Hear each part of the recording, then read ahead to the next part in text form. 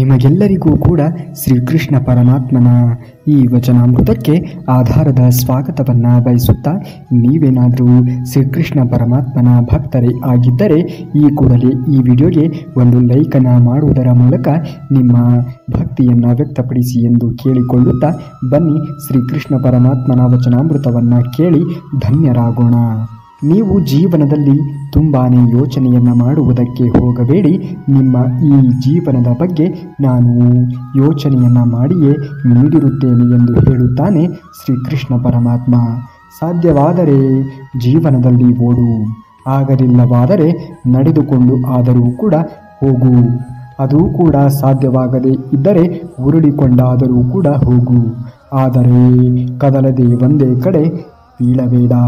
ಬಿದ್ದಿದ್ದರೆ ಯಾರೂ ಕೂಡ ನಿನ್ನನ್ನು ನೋಡುವುದು ಇಲ್ಲ. ಯಾರನ್ನೂ ಕೂಡ ಸುಲಭವಾಗಿ ನಂಬುವುದಕ್ಕೆ ಹೋಗಬೇಡ. ಏಕೆಂದರೆ ನಿನ್ನಿಂದಲೇ ಎಲ್ಲವನ್ನ ತಿಳಿದುಕೊಂಡು ನಿನಗೆ ಮೋಸ ಮಾಡುವಂತಹ ಜನರು ಈ ಪ್ರಪಂಚದಲ್ಲಿ ಹೆಚ್ಚಾಗಿ ಇದ್ದಾರೆ. ನಿನ್ನನ್ನು ಬೇಕಂತಲೇ ಕೆಣಕುವಂತಹ ಕೆಟ್ಟ ವ್ಯಕ್ತಿಗಳಿಗೆ ನಿಮ್ಮ ಉತ್ತರ ಎನ್ನುವುದು ಕೋಪವಾಗಬಾರದು, ಶಾಪವಾಗಬೇಕು. ಭಗವಂತನಿಗೆ ಸಲ್ಲಿಸಿರುವಂತಹ ಪೂಜೆ, ಸೇವೆ ಯಾವತ್ತಿಗೂ ಕೂಡ ವ್ಯರ್ಥವಾಗುವುದಿಲ್ಲ. ಅದು ಒಂದಲ್ಲ ಒಂದು ದಿನ, ಒಂದಲ್ಲ ಒಂದು ರೂಪದಲ್ಲಿ ಬಂದು ಅದು ನಮ್ಮನ್ನು ಸೇರುತ್ತದೆ. ನೀನು ಅವಮಾನಗಳ ಬೆಂಕಿಯಲ್ಲಿ ಬೆಂದಷ್ಟು ಗಟ್ಟಿಯಾಗುತ್ತಾ ಹೋಗುವೆ. ಕುಗ್ಗುವುದಕ್ಕೆ ಹೋಗಬೇಡ. ನಿನ್ನ ಮನಸ್ಸು ಎನ್ನುವುದು ಕುಗ್ಗಿದರೆ ಮಾತ್ರ ಅವಮಾನಗಳು ನಿನ್ನ ಹೃದಯವನ್ನು ತಟ್ಟುತ್ತದೆ. ಹಾಗಾಗಿ ಜೀವನದಲ್ಲಿ ಯಾರೇ ನಿಮಗೆ ಯಾವುದೇ ರೀತಿಯಾಗಿ ಅವಮಾನಗಳನ್ನು ಮಾಡಿದರೂ ಕೂಡ ಕುಗ್ಗುವುದಕ್ಕೆ ಅಥವಾ ಅದರಿಂದ ಸೊರಗಿ ಹೋಗುವುದಕ್ಕೆ ಯೋಚನೆಯನ್ನು ಮಾಡುತ್ತಾ ಕುಳಿತುಕೊಳ್ಳಬೇಡಿ. ನೆನಪಿರಲಿ, ಸಮಯ ಮತ್ತು ಸಲಹೆ ಎಷ್ಟು ಬೇಕೋ ಅಷ್ಟೇ ಕೊಡಬೇಕು. ಅತಿಯಾದರೆ ಸಲಹೆಯ ಜೊತೆಗೆ ನಮ್ಮ ಸಮಯಕ್ಕೂ ಕೂಡ ಬೆಲೆ ಇರುವುದಿಲ್ಲ. ಎಲ್ಲದಕ್ಕೂ ಒಂದು ಕಾಲ ಬರಲೇಬೇಕು. ತಾಳ್ಮೆ ಇರಲಿ. ಆಗ ನಿನಗೆ ಆಗಿರುವಂತಹ ಅನ್ಯಾಯಕ್ಕೆಲ್ಲ ಉತ್ತರ ಎನ್ನುವುದು ಸಿಕ್ಕೇ ಸಿಗುತ್ತದೆ ಎಂದು ಹೇಳುತ್ತಾನೆ ಆ ಭಗವಂತ ಶ್ರೀಕೃಷ್ಣ ಪರಮಾತ್ಮ. ಪರಮಾತ್ಮನನ್ನು ನಂಬಿ ಎಲ್ಲವೂ ಕೂಡ ಒಳ್ಳೆಯದೇ ಆಗುವುದು. ಶ್ರೀಕೃಷ್ಣ ಪರಮಾತ್ಮನನ್ನು ನಂಬಿದವರಿಗೆ ಇದುವರೆಗೂ ಕೆಟ್ಟದ್ದು ಹಾಗೇ ಇಲ್ಲ. ಶ್ರೀಕೃಷ್ಣ ಪರಮಾತ್ಮನನ್ನು ನಂಬಿರುವಂತಹ ಭಕ್ತರನ್ನು ಆತ ಯಾವುದೇ ಪರಿಸ್ಥಿತಿಯಲ್ಲೂ ಕೂಡ ಕೈ ಬಿಡುವುದಿಲ್ಲ. ನಿನ್ನೆದುರು ನಿಂತು ಮಾತನಾಡುವಂತಹ ಧೈರ್ಯ ಇಲ್ಲದೆ ಇರುವಂತಹ ಮನುಷ್ಯರು ಮಾತ್ರ ನಿನ್ನ ಬೆನ್ನ ಹಿಂದೆ ಅಥವಾ ನೀನು ಇಲ್ಲದ ಜಾಗದಲ್ಲಿ ಇಲ್ಲ ಸಲ್ಲದ ವಿಚಾರಗಳನ್ನು ಅಪಪ್ರಚಾರ ಮಾಡುವುದಕ್ಕೆ ಶುರು ಮಾಡುತ್ತಾರೆ. ಯಾವುದೇ ರೀತಿಯಾಗಿ ಅಂಥವರ ಬಗ್ಗೆ ನೀನು ಯೋಚನೆಯನ್ನು ಮಾಡುತ್ತಾ ಕಾಲಹರಣವನ್ನು ಮಾಡಬೇಡ. ನಿನ್ನ ಸಾಧನೆಗೆ ಅಂಥವರಿಗೆ ಉತ್ತರವಾಗಬೇಕು. ಯಾರ ವಿಷಯದಲ್ಲಿಯೂ ಕೂಡ ಯಾವುದೇ ಒಂದು ವಿಷಯದಲ್ಲಿಯೂ ಕೂಡ ಅತಿಯಾದಂತಹ ಆತ್ಮವಿಶ್ವಾಸ, ನಂಬಿಕೆ, ಪ್ರೀತಿ ಒಳ್ಳೆಯದಲ್ಲ. ಏಕೆಂದರೆ ಯಾರು ಯಾವಾಗ ಹೇಗೆ ಬದಲಾಗುತ್ತಾರೆ ಎಂದು ಹೇಳುವುದಕ್ಕೆ ಸಾಧ್ಯವೇ ಇಲ್ಲ. ನೋಡಿ, ಕಷ್ಟದ ದಿನಗಳಲ್ಲಿ ತಾಳ್ಮೆಯನ್ನು ಯಾವುದೇ ಕಾರಣಕ್ಕೂ ಕೂಡ ನಾವು ಕಳೆದುಕೊಳ್ಳಬಾರದು. ಎಲ್ಲವೂ ಒಂದು ಕಾರಣಕ್ಕಾಗಿಯೇ ಸಂಭವಿಸುತ್ತದೆ, ಜೊತೆಗೆ ಪರಿಹಾರವೂ ಕೂಡ ಸಿಗುತ್ತದೆ. ಆತಂಕವನ್ನು ಪಡುವಂತಹ ಅಗತ್ಯವೇ ಇರುವುದಿಲ್ಲ. ಎಲ್ಲಿ ನಮಗೆ ಗೌರವ ಎನ್ನುವುದು ಕಡಿಮೆ ಆಗುತ್ತಾ ಹೋಗುತ್ತದೆಯೋ ಅಲ್ಲಿಂದ ನಾವೇ ದೂರ ಸರಿದು ಬಿಡಬೇಕು. ಅದು ಒಬ್ಬರ ಮನೆಯಾದರೂ ಕೂಡ ಸರಿ, ಮನಸ್ಸು ಆದರೂ ಕೂಡ ಸರಿ. ಬೆಲೆ ಇಲ್ಲದ ಜಾಗದಲ್ಲಿ ಯಾವುದೇ ಕಾರಣಕ್ಕೂ ಕೂಡ ನಿಮ್ಮ ಕಾಲನ್ನು ಇಡುವುದಕ್ಕೆ ಹೋಗಲೇಬೇಡಿ. ದೇವರನ್ನು ನಂಬಿ ಜೀವನವನ್ನು ಮಾಡಬೇಕು. ಯಾವುದೇ ಕಾರಣಕ್ಕೂ ಕೂಡ ಪ್ರಸ್ತುತದಲ್ಲಿ ಇರುವಂತಹ ಮನುಷ್ಯರನ್ನು ನಂಬಿ ಜೀವನವನ್ನು ಸಾಗಿಸುವುದಕ್ಕೆ ಹೋಗಲೇಬಾರದು. ಏಕೆಂದರೆ ಮನುಷ್ಯನಿಗೆ ನಿಯತ್ತು ಇಲ್ಲದಂತೆ ಆಗಿದೆ. ಎಲ್ಲರೂ ಒಂದಲ್ಲ ಒಂದು ರೀತಿಯಲ್ಲಿ ಸ್ವಾರ್ಥಿಗಳೇ ಆಗಿದ್ದಾರೆ. ದೇವರನ್ನು ನಂಬಿದರೆ ಕಷ್ಟ ಕಾಲದಲ್ಲಿ ನಮ್ಮನ್ನು ಯಾವತ್ತಿಗೂ ಕೂಡ ದೇವರು ಕೈ ಬಿಡುವುದಿಲ್ಲ. ನೊಂದವರಿಗೆ ಕಷ್ಟದ ಧೈರ್ಯ ಬಂದಾಗ ನೀವು ಮಾಡಬೇಕಾಗಿರುವಂತಹ ಕೆಲಸವೇನೆಂದರೆ, ನನ್ನ ಎಲ್ಲ ಕಷ್ಟಗಳನ್ನು ಪರಿಹಾರ ಮಾಡು ದೇವ ಎಂದು ಶ್ರೀಕೃಷ್ಣನಲ್ಲಿ ಭಗ್ನವಾಗಿ ಪೂಜಿಸುವುದು. ಎಲ್ಲಿ ನಾವು ಯಾರಿಗೆ ಒಳ್ಳೆಯದನ್ನು ಬಯಸುತ್ತೇವೆಯೋ ಅವರೇ ನಮ್ಮನ್ನು ಒಂದು ದಿನ ಕೆಟ್ಟವರನ್ನಾಗಿ ಈ ಸಮಾಜದ ಎದುರಿಗೆ ಬಿಂಬಿಸುತ್ತಾರೆ. ನಿಮಗೆ ಜೀವನದ ಎಲ್ಲ ಬಾಗಿಲುಗಳು ಮುಚ್ಚಿ ಹೋಗಿ ಭಯ ಎನ್ನುವುದು ಆವರಿಸಿಕೊಂಡಿದೆ ಅಂದರೆ ನನ್ನ ಜೊತೆಗೆ ಶ್ರೀಕೃಷ್ಣ ಪರಮಾತ್ಮ ಇದ್ದಾನೆ ಎಂದು ಅಂದುಕೊಳ್ಳಿ. ಸಮಸ್ಯೆಗಳು ಆಗ ತನ್ನಿಂದ ತಾನೇ ನಿಮ್ಮನ್ನು ತೊರೆದು ಹೋಗುವುದು. ನಿಮ್ಮ ಆಸೆಗಳು, ನಿಮ್ಮ ಕನಸುಗಳು ನುಚ್ಚು ನೂರಾದಾಗ, ನೀವು ಇನ್ನೇನು ಕೆಳಗೆ ಬೀಳುತ್ತಾ ಇದ್ದೀರಿ ಎಂದು ನಿಮಗೆ ಭಾಸವಾದಾಗ ನನ್ನ ಜೊತೆ ಶ್ರೀಕೃಷ್ಣ ಪರಮಾತ್ಮ ಇದ್ದಾನೆ ಅಂದುಕೊಳ್ಳಿ. ನಿಮ್ಮ ಎಲ್ಲ ಆಸೆಗಳು ಕೂಡ ನನಸಾಗುತ್ತವೆ. ನಿನ್ನ ಬೆನ್ನ ಹಿಂದೆ ಯಾರು ಏನೇ ಹೇಳಿದರೂ ಕೂಡ ತಲೆಯನ್ನು ಕೆಡಿಸಿಕೊಳ್ಳುವುದಕ್ಕೆ ಹೋಗಲೇಬೇಡ. ನಿನ್ನ ಮುಂದೆ ಯಾರು ಎಷ್ಟೇ ಹಾರಾಡಲಿ, ನೀನು ಮೌನವಾಗಿ ಇರುವುದನ್ನು ಕಲಿತುಕೋ. ತಾಳ್ಮೆಯನ್ನು ಕಳೆದುಕೊಳ್ಳಬೇಡ.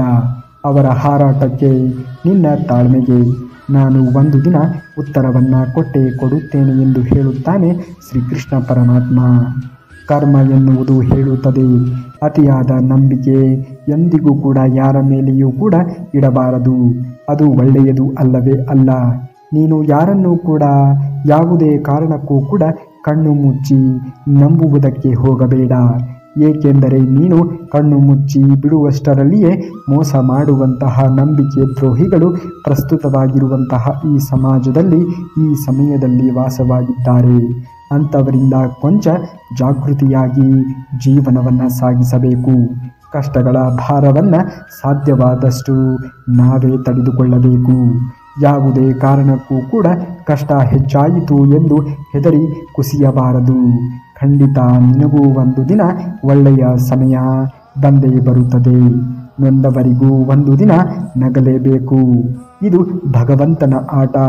ಕಾಲ ಒಂದೇ ರೀತಿಯಾಗಿ ಇರುವುದಕ್ಕೆ ಸಾಧ್ಯವೇ ಇಲ್ಲ. ಇಂದು ನಿನ್ನನ್ನು ಕಾಲಿನ ಕೆಳಗೆ ಹಾಕಿ ತುಳಿದವರು ನಾಳೆ ನಿನ್ನೆದುರೆ ಮಂಡಿಯೂರಿ ಕಾಲನ್ನು ಹಿಡಿಯುವಂತಹ ದಿನವೂ ಕೂಡ ಬಂದೇ ಬರುತ್ತದೆ. ಒಂದು ಕ್ಷಣದಲ್ಲಿ ಭಿಕ್ಷಕ ರಾಜನಾಗಬಹುದು, ರಾಜನೂ ಕೂಡ ಭಿಕ್ಷಕ ಆಗಬಹುದು. ಅವರವರ ಕರ್ಮ ಅವರಿಗೆ ತಕ್ಕ ರೀತಿಯ ಪ್ರತಿಫಲವನ್ನು ಕೊಟ್ಟೇ ಕೊಡುತ್ತದೆ. ಹಾಗಾಗಿ ನೀವು ಮಾಡುವಂತಹ ಕರ್ಮಗಳ ಮೇಲೆ ನಿಮಗೆ ಎಚ್ಚರಿಕೆ ಎನ್ನುವುದು ಇರಬೇಕು. ಕೆಲವೊಮ್ಮೆ ಕೆಲವು ಪರಿಸ್ಥಿತಿಗಳು ನಿಮ್ಮ ಕೈ ಮೀರಿ ಹೋದಾಗ ತಾಳ್ಮೆಯಿಂದ ಇರುವುದೇ ಒಳ್ಳೆಯದು. ಏಕೆಂದರೆ ಪರಿಸ್ಥಿತಿಗಳು ಬದಲಾದರೆ ಹೋದರೂ ಕೂಡ ನಿಮ್ಮ ಮನಸ್ಥಿತಿ ಎನ್ನುವುದು ಬದಲಾಯಿಸಿಕೊಳ್ಳಬಹುದು. ದಾರಿ ಕಾಣುತ್ತಿಲ್ಲವೆಂದು ಯಾವುದೇ ಕಾರಣಕ್ಕೂ ಕೂಡ ದೇವರನ್ನು ದೂರಬೇಡಿ. ಸ್ವಲ್ಪ ತಾಳ್ಮೆಯನ್ನು ಜೀವನದಲ್ಲಿ ತೆಗೆದುಕೊಳ್ಳಿ. ದೇವರು ನಿಮಗಾಗಿ ಹೊಸದೊಂದು ದಾರಿಯನ್ನೇ ಸೃಷ್ಟಿ ಮಾಡಿರಬಹುದು. ದೇವರು ಏನೇ ಮಾಡಿದರೂ ಕೂಡ ಅದಕ್ಕೆ ಒಂದು ಬಲವಾದ ಕಾರಣ ಇದ್ದೇ ಇರುತ್ತದೆ. ಭಗವಂತನಿಂದ ನೀವು ಭಗವಂತನನ್ನು ಬೇಡಿಕೊಳ್ಳಿ. ಒಂದು ವೇಳೆ ನಿಮ್ಮ ಜೀವನದಲ್ಲಿ ಭಗವಂತ ಒಬ್ಬ ನಿಮ್ಮವನಾದರೆ ಸರ್ವಸ್ವವೂ ಕೂಡ ನಿಮ್ಮದೇ ಎನ್ನುವುದನ್ನು ನೀವು ಮರೆಯಲೇಬಾರದು. ಕೆಲವೊಮ್ಮೆ ಕೆಲವೊಂದು ಪರಿಸ್ಥಿತಿಗಳಲ್ಲಿ ಮೌನವಾಗಿ ಇರುವುದರಿಂದಲೇ ಸಮಸ್ಯೆಗಳು ತಾನಾಗಿಯೇ ಪರಿಹಾರ ಆಗುತ್ತದೆ. ಹಾಗಾಗಿ ಜೀವನದಲ್ಲಿ ತಾಳ್ಮೆಯಿಂದ ಇರುವುದು ತುಂಬಾ ಮುಖ್ಯವಾಗುತ್ತದೆ. ನೀವು ಸಂತೋಷವಾಗಿ ಇರಲು ಬಯಸಿದರೆ ಮೊದಲು ನಿಮ್ಮ ಹೃದಯಕ್ಕೆ ನಿರಾಶೆಗಳನ್ನು ಸ್ವೀಕರಿಸುವುದನ್ನು ಕಲಿಸಬೇಕು. ಅದು ನಿಮ್ಮ ಪ್ರೀತಿ ಪಾತ್ರರಿಂದಲೂ ಸಹ ಆಗಿರಬಹುದು. ಒಮ್ಮೆ ಜೀವನದಲ್ಲಿ ಯೋಚನೆಯನ್ನು ಮಾಡಿ ನೋಡಿ. ಮನುಷ್ಯ ಯಾವತ್ತೂ ಕೂಡ ಶ್ರೀಗಂಧ ಮರದ ಹಾಗೆ ಇರಬೇಕಂತೆ. ಅದು ಕತ್ತರಿಸಿದ್ದಷ್ಟು ಸುಗಂಧವನ್ನೇ ನೀಡುತ್ತದೆ. ಯಾರು ಎಷ್ಟೇ ಕೀಳಾಗಿ ಕಂಡರೂ ಕೂಡ ಒಳ್ಳೆಯದನ್ನೇ ಬಯಸಬೇಕು. ನಿಮ್ಮ ಒಳ್ಳೆಯತನವನ್ನು ಕಾಪಾಡಲು ಭಗವಂತನು ಸದಾ ನಿಮ್ಮೊಂದಿಗೆ ಇದ್ದೇ ಇರುತ್ತಾನೆ. ನಾನು ಒಂಟಿಯಾದೆ ಎಂದು ಅಳುತ್ತಾ ಕೂರಬೇಡ. ಎಲ್ಲರೂ ಕೂಡ ಬರುವಾಗ ಒಂಟಿಯೇ ಆಗಿರುತ್ತಾರೆ ಎನ್ನುವುದನ್ನು ನೀನು ಮರೆಯಬೇಡ. ಹೋಗುವಾಗಲೂ ಕೂಡ ಮನುಷ್ಯ ಒಂಟಿಯಾಗಿಯೇ ಹೋಗುತ್ತಾನೆ ಎನ್ನುವುದನ್ನು ನೀನು ಮರೆಯಬೇಡ. ನಿನ್ನ ಜೊತೆಗೆ ಶಾಶ್ವತವಾಗಿ ಉಳಿಯುವುದು ಆ ಭಗವಂತ ಒಬ್ಬನೇ. ನಿನ್ನ ಕಷ್ಟದಲ್ಲಿಯೂ ಆಗಿರಬಹುದು, ನಿನ್ನ ಸುಖಗಳಲ್ಲಿಯೂ ಕೂಡ ಆಗಿರಬಹುದು. ಭಗವಂತನನ್ನು ನಂಬಿ. ಆಗುವುದೆಲ್ಲ ಒಳ್ಳೆಯದೇ ಆಗುತ್ತದೆ. ನಿನ್ನಲ್ಲಿ ಸಮುದ್ರದಷ್ಟು ನೋವಿದ್ದರೂ ಕೂಡ ಸಮುದ್ರದ ತಳದಂತೆ ಶಾಂತವಾಗಿ ಇರು. ಏಕೆಂದರೆ ಸುನಾಮಿ ಏಳುವಂತಹ ಸಮಯವೂ ಕೂಡ ಬರುತ್ತದೆ. ಆಗ ನಿನ್ನ ಜೀವನದಲ್ಲಿ, ನಿನ್ನ ಬಾಳಿನಲ್ಲಿ ಆಟ ಆಡಿದವರ ನಿರ್ನಾಮವನ್ನು ನೀನು ಮಾಡಬಹುದು. ಅಂಥವರ ನಿರ್ನಾಮವನ್ನು ತಪ್ಪಿಸುವುದಕ್ಕೆ ಯಾರಿಂದಲೂ ಕೂಡ ಸಾಧ್ಯವೇ ಇಲ್ಲ. ಅವರವರು ಮಾಡಿರುವಂತಹ ಕರ್ಮಗಳನ್ನು ಅವರೇ ಅನುಭವಿಸಬೇಕು. ಮನಸ್ಸಿಗೆ ನೋವಾದಾಗ ಕಣ್ಣೀರು ಎನ್ನುವುದು ಬರುವುದು ಸಹಜಾನೇ. ಆದರೆ ನಿನ್ನ ಕಣ್ಣೀರಿಗೆ ಕಾರಣ ಆದವರು ಅಳುವಂತೆ ಮಾಡುವುದು ನಿನ್ನದೇ ಜವಾಬ್ದಾರಿ ಎನ್ನುವುದನ್ನು ನೀನು ಯಾವುದೇ ಕಾರಣಕ್ಕೂ ಕೂಡ ಮರೆಯಲೇಬಾರದು. ದುಡುಕುವುದು ಬೇಡವೇ ಬೇಡ. ಸಮಯ ಯಾವಾಗಲೂ ಕೂಡ ಒಂದೇ ರೀತಿಯಾಗಿ ಇರುವುದಿಲ್ಲ. ನೆರೆದವರೆಲ್ಲರೂ ಕೂಡ ಮಣ್ಣಾಗಲೇಬೇಕು. ತಾಳ್ಮೆಯಿಂದಾಗಿರುವುದನ್ನು ಜೀವನದಲ್ಲಿ ಕಲಿತುಕೊಳ್ಳಿ. ಯಾರೇ ನಿನ್ನನ್ನು ಅವಮಾನಿಸಲಿ ಕಣ್ಣೀರನ್ನು ಇಡುವುದಕ್ಕೆ ಹೋಗಲೇಬೇಡ. ತಾಳ್ಮೆಯಿಂದಾಗಿರು. ಏಕೆಂದರೆ ಸಮಯ ಬಂದೇ ಬರುತ್ತದೆ. ಅವಮಾನ ಮಾಡಿದವರೇ ಸನ್ಮಾನವನ್ನು ಕೂಡ ಮಾಡುತ್ತಾರೆ. ಒಂದು ನೊಂದ ಜೀವಕ್ಕೆ ಧೈರ್ಯ, ನಂಬಿಕೆ ಮತ್ತು ದೇವರು ಇವುಗಳು ಮಾತ್ರ ಶಕ್ತಿಯನ್ನು ಕೊಡುವುದಕ್ಕೆ ಸಾಧ್ಯವಾಗುವುದು. ಭಗವಂತನನ್ನು ನಂಬಿ ಸಾಕು. ಅದೆಷ್ಟೇ ಕೆಟ್ಟದ್ದಾಗಲಿ, ಎಷ್ಟೇ ಕಷ್ಟಗಳೇ ಬರಲಿ, ನಿಮ್ಮನ್ನು ಒಂದು ದಡವನ್ನು ಸೇರಿಸಿಯೇ ಸೇರಿಸುತ್ತಾನೆ. ನೀನು ಎಲ್ಲರಿಗಿಂತಲೂ ಕೂಡ ಹೆಚ್ಚು ಕಷ್ಟ, ನೋವು ಅನುಭವಿಸುತ್ತಿರುತ್ತೀಯ ಎಂದರೆ ನಿನ್ನ ಜೀವನದಲ್ಲಿ ಮುಂದೆ ತುಂಬಾ ಒಳ್ಳೆಯ ದಿನಗಳು ಪ್ರಾರಂಭವಾಗುತ್ತಿದೆ ಎಂದು ಅರ್ಥ. ನಿನ್ನ ಜೀವನದ ನಿರ್ಧಾರಗಳು ನಿನ್ನ ಕೈಯಲ್ಲಿಯೇ ಇರಲಿ. ಬೇರೆಯವರ ಕೈಗಳಿಗೆ ಎಂದಿಗೂ ಕೂಡ ಕೊಡಬೇಡ. ನಿನ್ನ ಇಡೀ ಜೀವನವೇ ಹಾಳಾಗಬಹುದು ಒಂದು ವೇಳೆ ಕೊಟ್ಟರೆ. ನೀವು ಅನಗತ್ಯವಾಗಿ ಚಿಂತಿಸುತ್ತಾ ಇರುವಿರಿ. ಯಾರಿಗಾಗಿಯೂ ಏಕೆ ಹೆದರುತ್ತಿರುವಿರಿ? ಯಾರು ನಿಮ್ಮನ್ನು ಕೊಲ್ಲುವುದಕ್ಕೆ ಸಾಧ್ಯ? ಅಂತಿಮವಾಗಿ ಆತ್ಮ ಎನ್ನುವುದು ಹುಟ್ಟುತ್ತದೆ ಅಥವಾ ಸಾಯುತ್ತದೆ. ಅಷ್ಟೇ ಅಲ್ಲವೇ? ಸ್ವಯಂ ವಿನಾಶ ಮತ್ತು ನರಕಕ್ಕೆ 3 ದಾರಿಗಳು ಇವೆ. ಅದುವೇ ಕಾಮ, ಕೋಪ ಮತ್ತು ದುರಾಶೆ. ಮನಸ್ಸಿಟ್ಟು ಕಲಿತಿರುವಂತಹ ಅಕ್ಷರ ಆಗಿರಬಹುದು, ಮೈ ಬಗ್ಗಿಸಿ ದುಡಿದು ತಿನ್ನುವಂತಹ ಅನ್ನವೇ ಆಗಿರಬಹುದು, ಕಷ್ಟಪಟ್ಟು ಗಳಿಸಿರುವಂತಹ ಸಂಪಾದನೆಯೇ ಆಗಿರಬಹುದು, ಇಷ್ಟದಿಂದ ಮಾಡುವಂತಹ ದೇವರ ಭಕ್ತಿಯೇ ಆಗಿರಬಹುದು. ಯಾವತ್ತಿಗೂ ಕೂಡ ನಾವು ಕೈಯನ್ನು ಬಿಡಬಾರದು. ಜನ ಯಾವಾಗಲೂ ಕೂಡ ನೀನು ಸೋಲಲೇಬೇಕು ಎಂದು ಕಾಯುತ್ತಾ ಇರುತ್ತಾರೆ. ಆದರೆ ನೀನು ಸೋಲಿನಲ್ಲಿಯೂ ಕೂಡ ನಗುವುದನ್ನು ಕಲಿತು ಬಿಡು. ಆಗ ಅವರೇ ನಿನ್ನ ಕಣ್ಣೆದುರು ಸೋಲುತ್ತಾರೆ. ದಿನದಲ್ಲಿ ಒಮ್ಮೆಯಾದರೂ ನಿಮ್ಮೊಂದಿಗೆ ನೀವು ಮಾತನಾಡಿ. ಇಲ್ಲವೆಂದರೆ ನೀವು ಈ ಜಗತ್ತಿನಲ್ಲಿ ಅತ್ಯುತ್ತಮವಾಗಿರುವಂತಹ ವ್ಯಕ್ತಿಯೊಂದಿಗೆ ಸಭೆಯನ್ನು ಕಳೆದುಕೊಳ್ಳಬಹುದು. ಸಾಧನೆ ಇಲ್ಲದೆ ಸತ್ತರೆ ಸಾವಿಗೆ ಅವಮಾನ. ಆದರ್ಶ ಎನ್ನುವುದು ಇಲ್ಲದೆ ಬದುಕಿದರೆ ಬದುಕಿಗೆ ಅವಮಾನ. ಅದೃಷ್ಟವಂತ ಎಂದರೆ ಅವಕಾಶಗಳನ್ನು ಪಡೆಯುವವನು. ಬುದ್ಧಿವಂತ ಎಂದರೆ ಅವಕಾಶಗಳನ್ನು ಸೃಷ್ಟಿಸಿಕೊಳ್ಳುವವನು. ಮನುಷ್ಯನಲ್ಲಿ ಪರಿಪೂರ್ಣತೆಯನ್ನು ತರುವುದೇ ಶಿಕ್ಷಣ. ಹಾಗಾಗಿ ಶಿಕ್ಷಣವನ್ನು ಪಡೆದುಕೊಳ್ಳುವುದು ಎಲ್ಲರ ಆದ್ಯ ಕರ್ತವ್ಯವಾಗಬೇಕು. ಗುರು ಎಂದರೆ ವ್ಯಕ್ತಿಯಲ್ಲ, ಅದು ಒಂದು ಶಕ್ತಿ. ಅಜ್ಞಾನದ ಕತ್ತಲೆಯನ್ನು ಕಳೆದು ಸಜ್ಞಾನದೆಡೆಗೆ ಕರೆದುಕೊಂಡು ಹೋಗುವಂತಹ ಶಬ್ದವೇ ಗುರು. ಹಾಗಾಗಿ ಗುರುಗಳನ್ನು ಸ್ವಾಗತಿಸಿ, ಗುರುಗಳನ್ನು ಗೌರವಿಸಿ. ನನಗೆ ಬೇಕಾದದ್ದು ಕಬ್ಬಿಣದ ಸ್ನಾಯುಗಳು, ಉಕ್ಕಿನ ನರಗಳು ಮತ್ತು ಸಿಡಿಲಿನಂತಹ ಮನಸ್ಸುಗಳು. ಇಂತಹ ಕೆಲವೇ ತರುಣರಿಂದ ದೇಶದ ಭವಿಷ್ಯವನ್ನೇ ಬದಲಾಯಿಸಬಹುದು. ಇಂದು ನಾನು ಏನಾಗಿದ್ದೇನೆಯೋ ಅದು ನಾನು ನಿನ್ನೆ ಬದುಕಿರುವಂತಹ ರೀತಿಯ ಪರಿಣಾಮವಾಗಿರುತ್ತದೆ. ಸುಂದರ ಮನೆಗಳಿಗಾಗಿ ದೇವರು ಹುಡುಕಾಟವನ್ನು ನಡೆಸಿದ್ದಾನೆ. ಹೃದಯಗಳು ಶುದ್ಧವಾಗಿ ಇಲ್ಲವೆಂದು ಹೊರಗೆ ನಿಂತಿದ್ದಾನೆ. ಜೀವನ ಎನ್ನುವುದು ಕಠಿಣ ಸತ್ಯ. ಅದನ್ನು ಎದುರಿಸಿ ನಿಮ್ಮ ಮಾರ್ಗದಲ್ಲಿ ನೀವು ಮುಂದುವರಿಯಿರಿ.